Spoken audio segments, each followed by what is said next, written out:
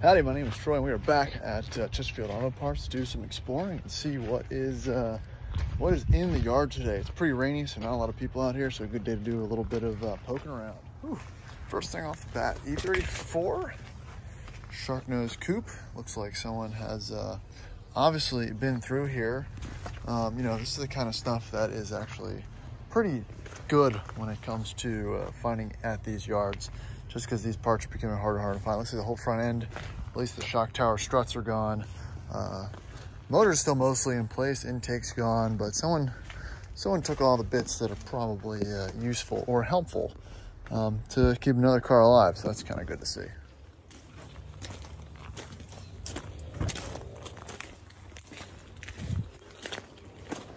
So I've been coming to junkyards for probably 15 or so years, and it's always interesting to watch the transitions of cars that you don't realize are of, I guess, junkyard age, right? 10, 15 years old, you don't realize, kind of sneaks up on you what's an old car that'll kind of end up and be totaled out in a junkyard. So, you know, that those cars just keep getting more interesting and more interesting, but a lot of them I don't think they end up here so much because they are worth more to actual dismantlers, I believe, than, you know, getting thrown out here into the, for public picking. And there's something to be said for kind of hunting around to find some good bits. You know, I found an oil pressure gauge for an old Volvo 240 turbo. I looked it up online. They're selling for 150 bucks. And I bought it for $1.50 and sold it for 120 bucks on eBay. So, you know, stuff like that makes this endeavor, you know, it can be fruitful. These trips can pay for themselves if you know what you're looking for. And I always find it interesting to look around and find something that might not be, you know, readily available in the open parts market. And then sometimes you bump into stuff like this, like a little Saab with a 900 turbo.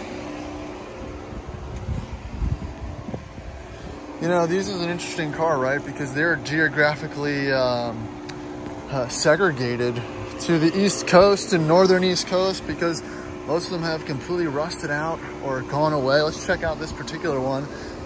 You know, there's enough of a following that when this stuff hits the yard, people take what they want and leave the rest. But look at this. Here you go. California mobile phone. This thing was probably pretty sweet back in the day.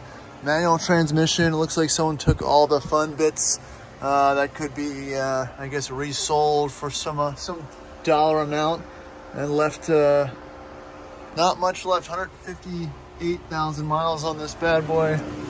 But again, it's actually not rusty, which is interesting because most of them were completely rusted out. Always cool how these opened up. 16 valve turbo, again, not very rusty, which is pretty impressive to see that this thing has been off the road since 03, so she's been sitting. Good looking car though. Just something that's a little too quirky, I think, for me to own. Huh. Must have been a manual.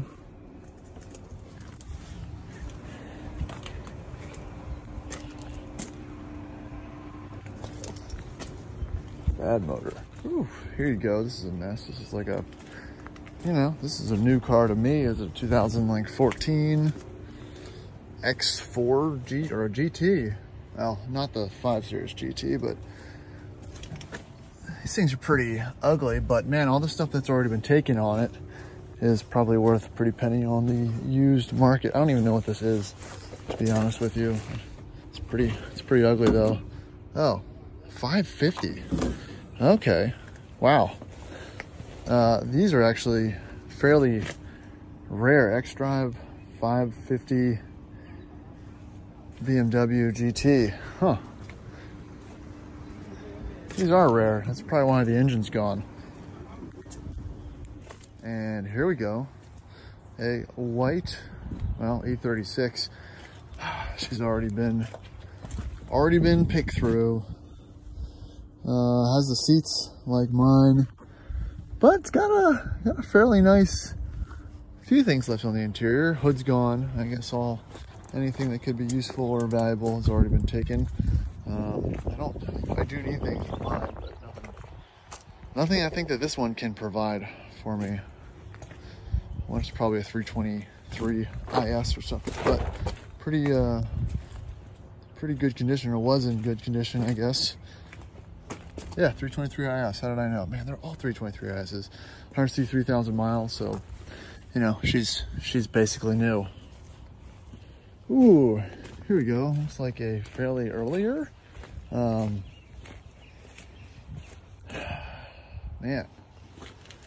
V12. But unfortunately, an XJS is not worth anything. It's not really worth anything in parts. It's not worth anything really to anybody, because every town, every other street, every other neighborhood has one of these sitting, unfortunately, in the driveway, or in the backyard or in the front yard. And now this one's interesting because I've never seen a cloth interior on a US spec car, which is interesting. Not sure why that's like that, but at least the engine and everything's fairly complete. Like I said, these are kind of a dime a dozen, especially in these areas where they were sold. I really would like to know the backstory on the cloth interior, though. That's something interesting. Let me know in the comments if you've got any thoughts in HF. I don't know, that could be a selling dealer. But these cars really aren't why I'm here. Why I'm here is, well, it's right in front of me. Kind of par for the course. And here we have it, a GEMS P38 that is pretty untouched because, well, let's be honest, most P38s are parts trucks, but I'm sure somebody would be interested in this, the period brush guard piece. A lot of good engine parts too. That's why I'm here, to see if there's anything worth salvaging for the GEMS engine that I have in my Disco. But it's wild to see how complete this is for the most part. It's wet too, probably also the reason why people didn't go into it. Let's see if there's any notices besides roof damage. All right, so, this truck is interesting because it has a sunroof, but the headliner does not. The headliner covers the sunroof up, so that's fun. But again, interior is nice. P38s actually hold up pretty well, so I'm not surprised about that. 4.0 S, bad motor, no cats. All this is par for the course. You know, I've had a black P38 one day. I might have another black P38, but today is not that day. Not that day. Oh, look, that wheel doesn't have any lug nuts on it. Interesting. All right, here we go. A 95 W124 wagon. Also, another one that's kind of a shame. These things, if they're not rusted out, and this one doesn't appear to be too bad. Toss this down. Is a probably good nick and a cool, kind of fun, you know, project bop around car. Not something I, you know, see at a junkyard every day. Not many bits left. Looks like someone's taking the valuable stuff. You know, there's no secrets at a junkyard. Everyone knows what to look for. Still smells like a Mercedes on the inside, which is always funny.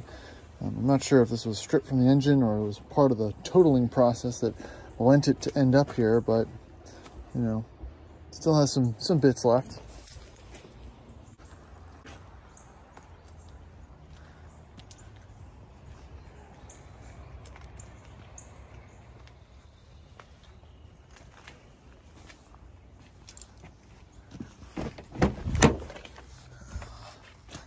And it's automatic, of course it is.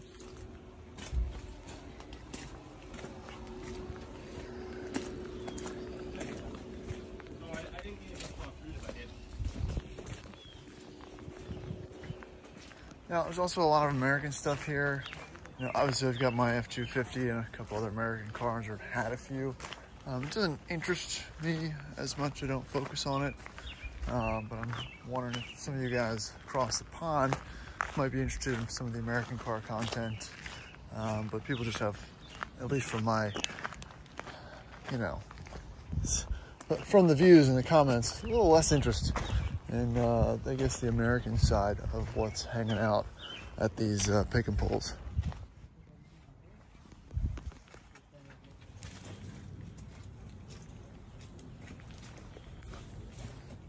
All right, so that's going to wrap up this video. Thanks for watching. Hope to get into the junkyard a little bit more as the summer progresses.